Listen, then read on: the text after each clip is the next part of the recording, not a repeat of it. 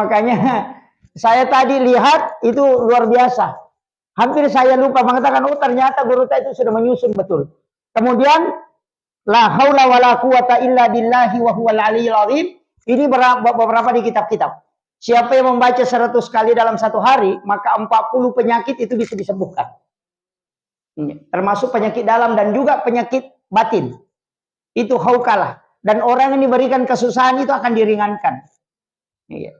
Makanya terbaca la haula wala quwata illa billahi wa huwal aliyyil azim. Tapi zikir itu mesti diisi karena ada lafaz, ada isinya. Ada namanya hakikat zikir, ada lahiriahnya. Ya kalau lahiriahnya diucapkan, kalau hakikatnya kemana kita berzikir. Ya natuna kada tau pandrite, patat dengi jolo alemu napa ko masikir. Yang kata maka ya ko salawa, pahadere ijolo nabita napa mo beresalam.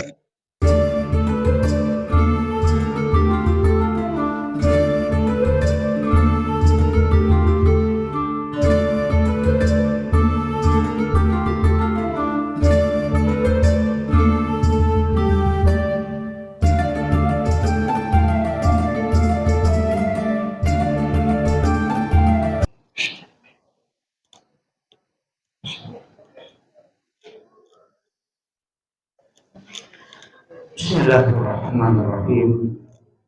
Assalamualaikum warahmatullahi wabarakatuh.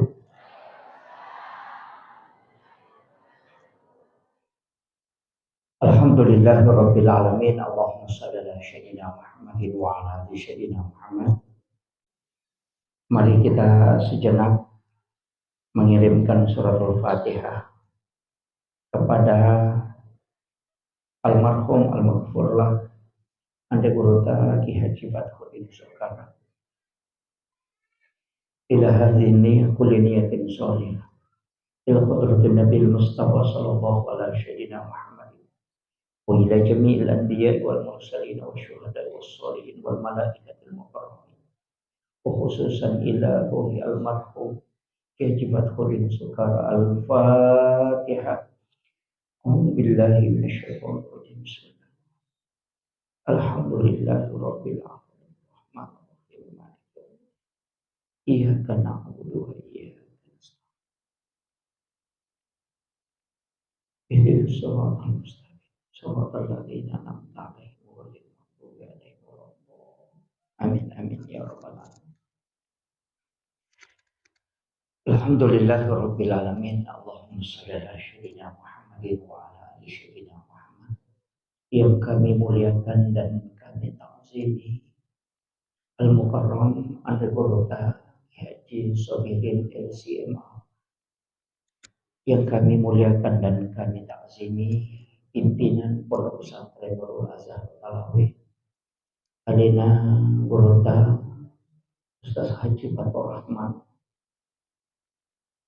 dan seluruh jajaran tenaga pembina dan pengurus Yayasan Pondok Pesantren Nurul Azhar Talawi, keluarga besar Ande Guru Ki Haji Badruddin Soekarno, yang kami muliakan seluruh jamiah Nahdlatul Ulama, hadir di tengah-tengah kita Ibu Ketua Muslimat NU Kabupaten Sidak beserta seluruh jajaran pengurus dan seluruh jamaah Saparih Muslimat NU. Singkatannya apa Bu? JSM, Masya Allah. Jamaah Saparih Majelis Taklim, Masya Allah. Yang kami muliakan guru kami, guru saya, hadir di tengah-tengah kita, Bapak Tamrin dan juga Ustaz Sahidin.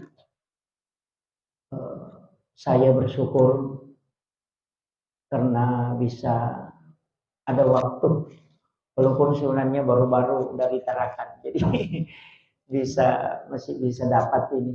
Ya, alhamdulillah. Di sahabat saya Ustaz Samsudin hadir di tengah-tengah kita juga, Ketua Fatayat NU. Alhamdulillah, kita doakan semoga Ibu Ketua Fatayat selalu diberi kesehatan dan keberkahan oleh Allah Subhanahu wa Ta'ala. Ini juga hadir di tengah-tengah kita jajaran pengurus, ini Ibu Samsia Muhsin hadir di tengah kita, alhamdulillah. Dan seluruh anak-anakku, para santri pondok pesantren Nurul Azhar dan juga santri Nurul Ikhlas Bila. Saya tidak panjang lebar karena ini sudah dekat waktu asar. Saya hanya ingin menyampaikan bahwa apa yang ada di tangan kita ini sebenarnya adalah manakib kecil Andre Gurota Ki Haji Fathuddin Sukara. Saya dulu ketika sekolah di sini disebut tuku masih polo ke Papua. Dan setelah kuliah di Makassar, saya itu sempat ada beberapa yang saya lihat di zikir ini agak mau protes. Termasuk yang terakhir itu subhanallahi adada halqihi, subhanallahi ridha nafsihi, subhanallahi wa zinata arsy, subhanallahi wa midada kalimati. Karena di dalam hadis itu subhanallah wa bihamdihi ada halqi wa ridha nafsi wa zinata arsy wa midada kalimati. Ternyata saya yang kurang baca. Karena ternyata kalimat ini tidak sembarang. Ini susah didapat. Itu ada di kitab Tabaqatus Syadiliyatul Kubra. Itu hebatnya beliau. Kuat sekali membaca.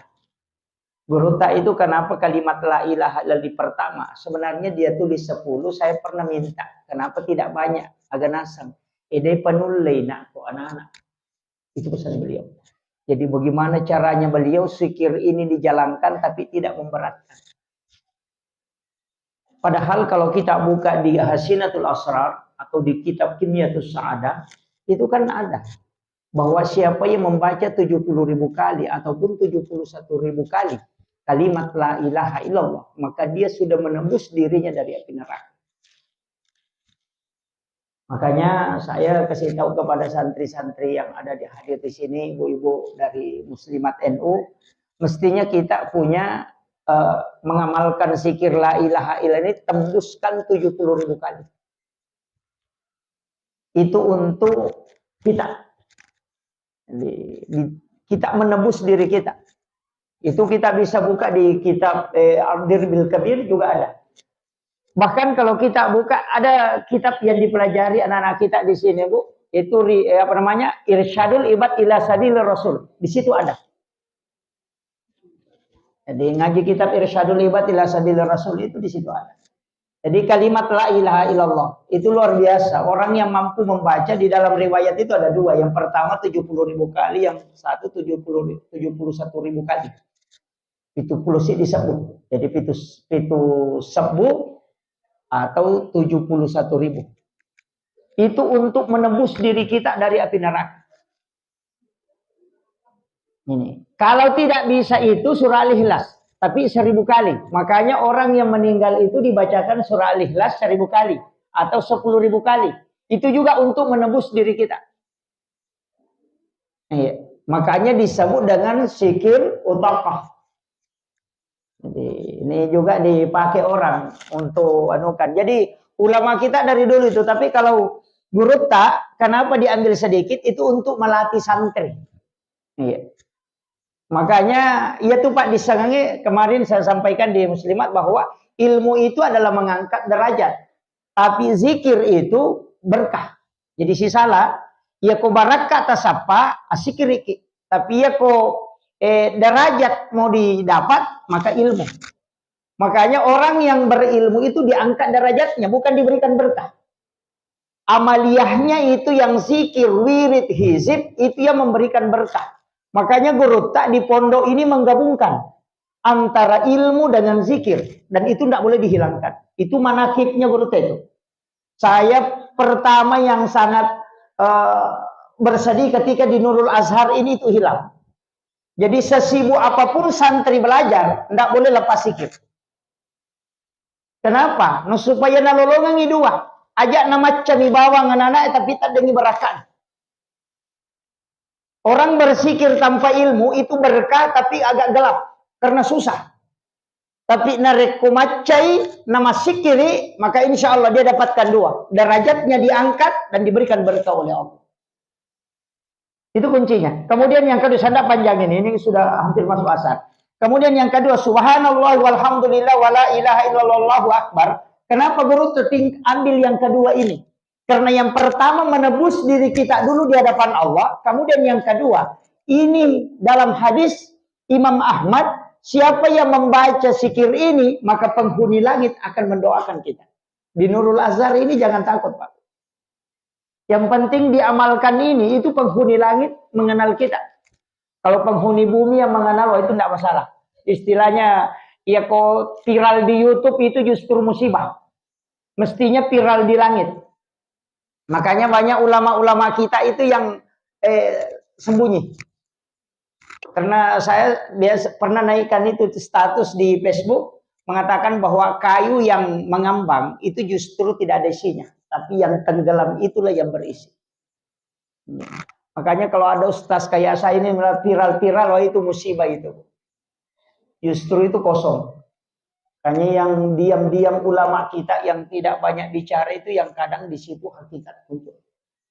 Hanya saya wasiatkan ini zikir, makanya dulu saya mengatakan, oh kenapa begini, kenapa begini. Itu ternyata Gorota itu luar biasa. Makanya itu istihara yang panjang untuk bisa menetapkan ini.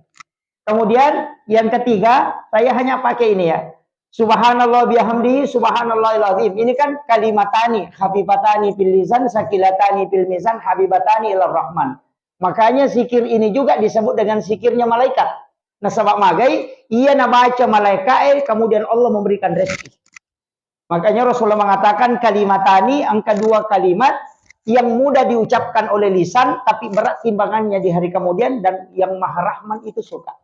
Hanya kalimatani, habibatani fil lisan, sakilatani fil mizan, habibatani ilar rahman.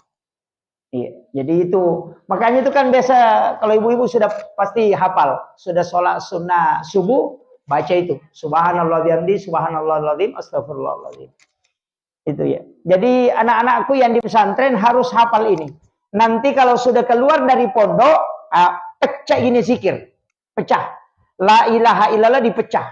Nanti di sini kan dikumpul dulu. Makanya dikumpul, kenapa dikumpul? Karena masih sibuk belajar. Nanti ketika keluar, pecah ini zikir. Artinya pecah, pindahkan ke subuh, ambil misalnya la ilaha illallah 100 kali. Kemudian nanti antara sholat sunnah subuh dengan subuh, subhanallah bihamdi, subhanallahil azim, astagfirullahaladzim. Kemudian ambil di waktu duha, zikirnya malaikat. Atau pada saat bangun tahajud, ambil 100 kali. Itu kita pecah. Istilahnya ia nalengi guru tak sitongan na simpul. Maka dia nasikiri asa nasikiri nalengi. Itu hebatnya guru tak itu. Jadi dia sudah pilih sekian banyak zikir, dia kumpulkan. Inilah aslinya. Ini makanya saya tadi lihat itu luar biasa. Hampir saya lupa mengatakan, oh ternyata guru tak itu sudah menyusun betul. Kemudian la haula wala quwata illa billahi wa huwal aliyyil azim. Ini beberapa di kitab-kitab. Siapa yang membaca 100 kali dalam satu hari, maka 40 penyakit itu bisa disembuhkan. Termasuk penyakit dalam dan juga penyakit batin. Itu haukalah. Dan orang yang diberikan kesusahan itu akan diringankan. Makanya terbaca la haula wala quwata illa billahi wa huwal aliyyil azim. Tapi zikir itu mesti diisi. Karena ada lafaz, ada isinya. Ada namanya hakikat zikir, ada lahiriahnya. Ya kalau lahiriahnya diucapkan. Kalau hakikatnya kemana kita berzikir. Ya natuna kada tau pandrite, patat dengi jolo alemu napako masikir. Yang kata makada ya ko salawa, mahadir ijolo nabita napamu berselalu. Itu kan makanya itu ulama kita dulu. Kalau anak-anak santri di sini kan masih awal. Masih ini, tapi alhamdulillah kita bersyukur. Di sini betul-betul Pak, kalau ya kodena terbiasa tamu ke pondok masesah, mapat di aja na kupure masampaja karena zikirnya guru itu sempurna betul itu. Apalagi kalau maghrib isya sempurna betul itu. Dia ambil semua. Jadi makanya yo puto imange sesa makopai taci polo-polo meninalah. Namun ya rona gare matto man ya alhamdulillah sakadagan. Itu kan. Kalau di sini lengkap betul itu. Makanya anak-anakku bersyukurlah. Dan ini adalah sebenarnya adalah manakibnya guru tak yang tidak boleh hilang. Mesti ini dibukukan. Jadi saya sebenarnya itu mulai dari istilahnya sejarahnya guru tak, perjuangannya, bagaimana meletakkan pondok ini itu luar biasa. Awalnya kan pondok bukan di sini, itu di sana. Yang sebelah sana. Tapi ada sedikit masalah makanya pindah ke sini.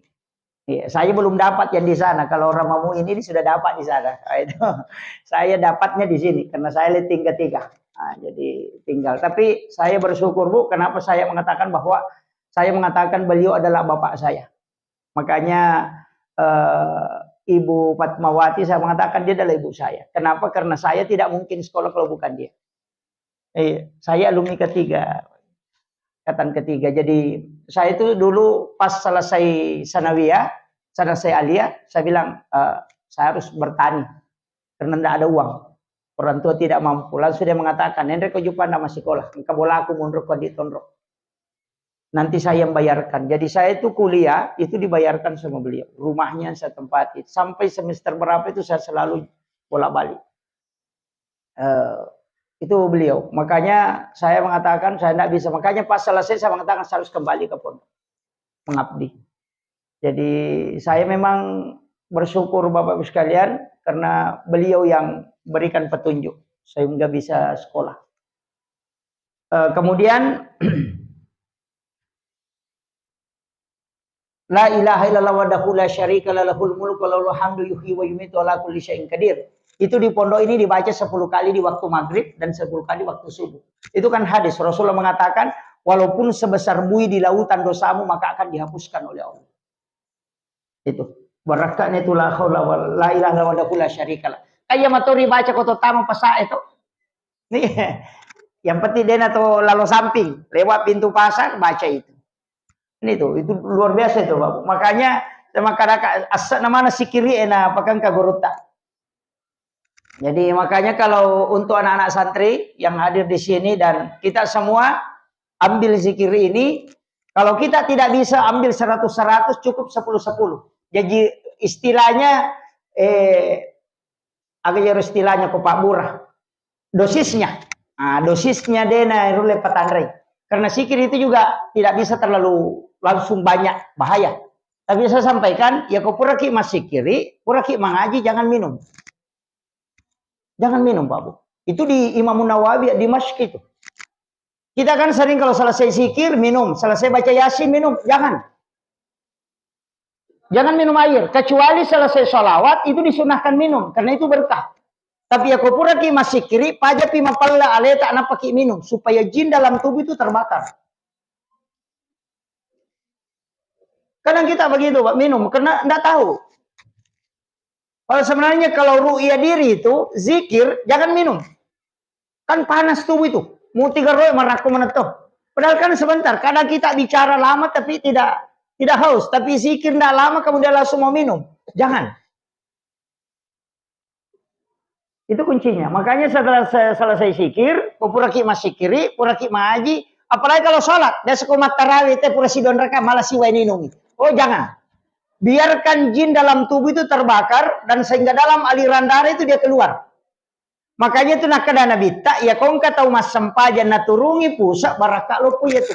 Bukan karena cuaca panas tidak, tapi karena hawa panas itulah yang menyebabkan keringat keluar. Dan itulah jin terbakar dalam tubuh, makanya dilarang minum. Kecuali puraki masalawat langsung minum lah sebab baraka.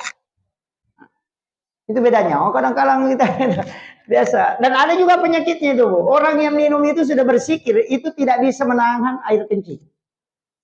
Itu kuncinya. Ada beberapa di kitab. Saya sering kalau ada, biasa kalau begini ada rekam kemudian dipotong-potong. Ada beberapa yang protes itu. Saya bilang kau tidak dapat di kitab. Karena kau tidak baca. Sesibuk apapun saya Bapak Ibu sekalian, saya tetap membaca. Walaupun hanya melalui handphone. Jadi saya itu selalu buka, walaupun biasa di pesawat apa membaca. Makanya sebab memang harus. Ada beberapa itu ilmu yang memang agak berat. Istilahnya kok termasuk di pondok itu ada beberapa yang dulu saya sempat protes. Dan ternyata memang ada yang dipakai di ulama hikmah. Apalagi di pondok ini bisa diterapkan. Saya kasih bisa diterapkan itu. Setiap hari Rabu bercukur. Itu selama 40 Rabu. Itu bisa dilakukan. Itu bukan hadis. Setiap hari Rabu. Bukan perempuan ya. Ini untuk laki-laki. Setiap hari Rabu bercukur. Kalau anak baru lahir, hari Rabu itu cukur. Cukur dia di hari Rabu, lakukan selama 40 Rabu. Setiap hari Rabu gundul. Selama 40 Rabu. Kenapa? Di dalam kitab ulama kita itu mengatakan siapa yang bercukur setiap hari Rabu selama 40 Rabu, maka anak itu bisa menjadi ulama ahli fikih. Itu. Tapi itu bukan hadis, itu ada di kitab itu. Makanya ulama-ulama hikmah itu mempraktekkan dan itu terbukti, Pak. Makanya ada beberapa pondok pesantren itu setiap hari Rabu santrinya bercukur. Iya, setiap hari Rabu bercukur dan itu bergundul. Cuma kadang santri kita kalau gundul ibunya marah. Di pesantren itu Bu ada ilmu namanya menghidupkan dan mematikan. Ini yang orang tidak tahu. Ketika ada anak melanggar, itu disuruh cuci di WC. Disuruh mak bisa WC. Kadang kita marah. Oh, disuruh anak kulo manci papi pacing tuh. Kalau ini servis, usuruh milo mak guru. Itu dia tidak tahu. Bahwa anak yang sombong, merasa dirinya bangga, ketika dia cuci WC itu menghinakan diri. Makanya menghilangkan sifat sombongnya dengan perilaku itu. Ini yang orang tidak baca, Pak. Makanya di pesantren itu 24 jam pelajaran. 24 jam. Makanya anak-anakku ketika ada, maka begitu. Makanya kalau kau tahu maseke, tuh lihat gagana. Aja tuh maseke. Apa kira? Kan itu kuncinya. Makanya ulama kita dari dulu sudah mengajarkan. Makanya dalam tasawuf itu ada istilah mematikan dan menghidupkan. Jadi untuk mematikan sifat takabur harus merendahkan. Kan begitu. Jadi kan ya komi pawate sifat seke ya bagaimana caranya supaya hilang itu. Jadi ada namanya mematikan. Nah ke pesantren itu dipakai. Ya nang karena anak betah pasti dipakai itu. Tapi saya terus terang. Saya belajar di sini 6 tahun. Kembali mengabdi kurang lebih 15 tahun. Itu saya tidak pernah melihat guru marah. Guru Teh Haji Fathudin. Tidak pernah. Saya tidak pernah melihat. Kalau marah ke santri tidak pernah. Paling ingat tuh macai guru tamakadami. Iko tumbok. Mama ko puret. Cuma begitu. Itu guru luar biasanya. Dan itu terus saya mengatakan saya tidak bisa ikuti. Makanya biasa pada guru tak dia itu ke ustaz. Lalu cala tuh dana enak kadai. Menyamanya tapi ini benar-benar apa kata kalau cala tuh dana. Tapi guru tidak biasa makada. Aja mau batal lapor ke stasiun. Makanya banyak anak-anak sini saya pukul. Kenapa? Karena saya tidak bisa mengikuti sistemnya guru. Guru itu luar biasa. Kesabarannya itu luar biasa. Ada beberapa cerita itu kalau saya sama guru itu luar biasa. Dan memang saya selalu mengikuti dulu. Dan saya pernah diajar di sini berdua dengan guru tak. Di sebelah juga musola dulu di sana kelas. Saya diajar berdua itu membaca alif bata karena saya tidak bisa mengaji. Kelas 2 sanawiyah saya tidak bisa mengaji, Bu. Masuk ke sini tidak bisa mengaji. Kalau mau disuruh baca itu, saya tulis bahasa Indonesia itu tulisan Al-Quran. Itu lu salibkan, ya disuruh nama baca, ya naruh baca bahasa Indonesia. Nanti beliau yang tes ke pesantrenan, nah bukan nggak korak dia bisa baca. Nah sepik ku jadi cara, nah dia bisa ku mengaji. Baru saya kasih tahu alasan, dia duduk itu, duduk pulang dari ceramah, duduk ajari saya sendiri itu di sana di belakang. Itu hebatnya beliau. Sampai saya menghafal Wadduha karena orang sudah hafal semua surah-surah pendek itu. Saya masih menghafal itu kalau Al-Ikhlas ya lancaran. Sekalinya sampai Wadduha, saya tidak bisa hafal satu malam itu. Dia mengatakan, oke nak, kau hafal sampai wawajadakadallam fahada. Jadi 2 subuh baru saya kasih sampai itu Wadduha. Itu beliau itu kesabarannya luar biasa. Ini yang susah dimiliki di pondok pesantren. Makanya saya mengatakan beliau itu guru kita itu luar biasa. Makanya anak-anakku sekalian, saya hanya minta bahwa setiap selesai sholat kirimkan Fatihah beliau. Beliau itu melihat kita. Alam kubur itu tembus penglihatannya ke dunia. Dia menyaksikan kita. Dia hadir di tengah-tengah kita itu. Kalau orang tidak percaya, itu saya mengatakan sesungguhnya para wali-wali Allah itu tidak mati di sisi Allah. Kenapa beliau meminta untuk dimakamkan di dekat masjid ini? Itu karena salah satu alasannya. Dulu itu kan pernah dia mau minta di sana, di belakang. Dia kasih tahu saya bagaimana kalau di sini. Saya bilang saya mau diri kita mau bangun sekolah di sini bertingkah Ustaz. Bilang kalau begitu kasih pindah ke sana. Sampai dibelai nanti anak-anak takut kalau di belakang di situ kalau datang pergi mandi apa takut. Ternyata dia bawa ke sini. Itu luar biasa pemikiran beliau. Dan memang mau dimakamkan di sini. Jadi makanya kita bersyukur. Ada ulama kita yang luar biasa di pondok pesantren ini, anak-anakku, saya selalu mengatakan, takzimlah kepada guru-gurumu, takzimlah kepada kedua orang tuamu, karena di situ kunci keberkahan. Ya komeki lolonga baraka akom itu. Muliakanlah guru-gurumu. muliakan para ulama-ulama kita. Insya Allah kau akan mendapatkan keberkahan. Itu kuncinya. Saya kira ini yang penting saya sampaikan. Ini sudah masuk waktu asar.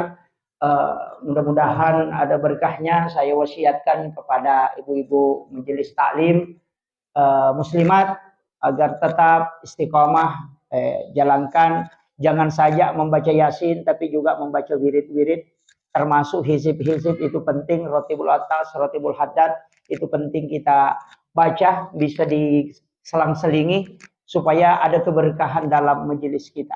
Karena majelis ilmu tanpa zikir maka pasti akan bubar. Tapi majelis zikir tanpa ilmu itu juga akan kosong. Jadi zikir dengan hati, pikir dengan kepala. Makanya isi dua-duanya sehingga dia bisa tetap langgeng. Itu saya kira. Akhirul kalam, wallahul muwaffiq ila aqwamit thoriq. Nasrun minallahi wa fathun qarib wa basyiril mu'minin. Assalamualaikum warahmatullahi wabarakatuh.